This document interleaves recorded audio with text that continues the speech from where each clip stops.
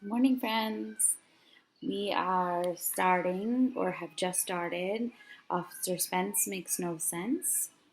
We've noticed Officer Spence hanging upside down, Arlo, the dog, and maybe this from chapter 1 is the PB&J sandwich that his mom forgot. So we are on chapter number 2. Officer Spence is weird, and if you're following along, it's on page number 9. My mom never forgets my peanut butter and jelly sandwich. I turned my lunchbox upside down just to make sure the sandwich wasn't stuck to the bottom. Hey, which one of you stole my PB&J? I asked the guys. Not me, said Ryan.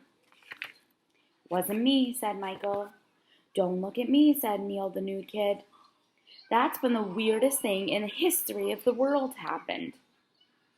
Our security guard, Officer Spence, came running over really fast.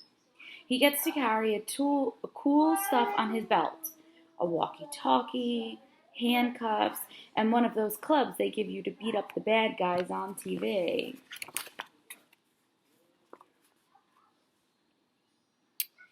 Did I hear something about a stolen PB&J? Officer Spence said. That's the third one this week. My mom just probably forgot to pack it, I told him. It's not a big deal. No, this looks like a robbery to me, said Officer Spence. He grabbed his walkie-talkie and started shouting into it. We have a code red at elementary school, a PB&J heist. Need backup, fast. This is an emergency. But Officer Spence, really, I never had the chance to finish my sentence because that's when 5 big guys in bulletproof vests came charging into the vomitorium. They surrounded our table. It was scary, but it was cool. Nobody move, Officer Spence shouted at us.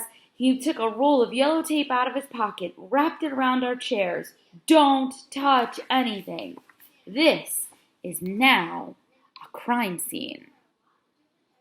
Nobody leave this room. I have a question for each of you. Everybody in the vomitorium was shouting and screaming and freaking out. And that's when Mr. Klutz came over. He's the principal of elementary school, and he has no hair. I mean, none. His head is so shiny that you could see yourself in it. Mr. Klutz was eating a sandwich. Is there, a problem here? He asked. Suddenly, Officer Spence wheeled around and pointed a finger at Mr. Klutz as if it was a gun. It was just like policemen do to the bad guys on TV. Freeze, dirtbag, he yelled. Oh my gosh, he just called the principal a dirtbag. Wow, we all said, which of course is mom upside down. On TV, the police always yell, freeze, dirtbag, when they catch the bad guy breaking the law, but nobody really knows why. I never thought, look at poor Mr. Klutz. But I never thought anybody would say, freeze, dirtbag, to the principal of the school. It was pretty cool. Mr. Klutz put on his hands in the air. Step away from the sandwich, Mr. Klutz, and no one gets hurt, Officer Spence said. You're under arrest.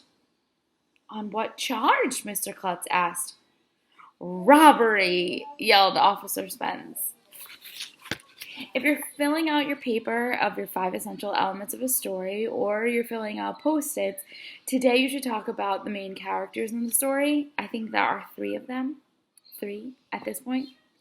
There is 1 setting so far. They have not moved from this location. 1 setting. And you can also start your plot box talking about first what happened, next what happened. Those are 2 things you can definitely talk about so far. Good luck!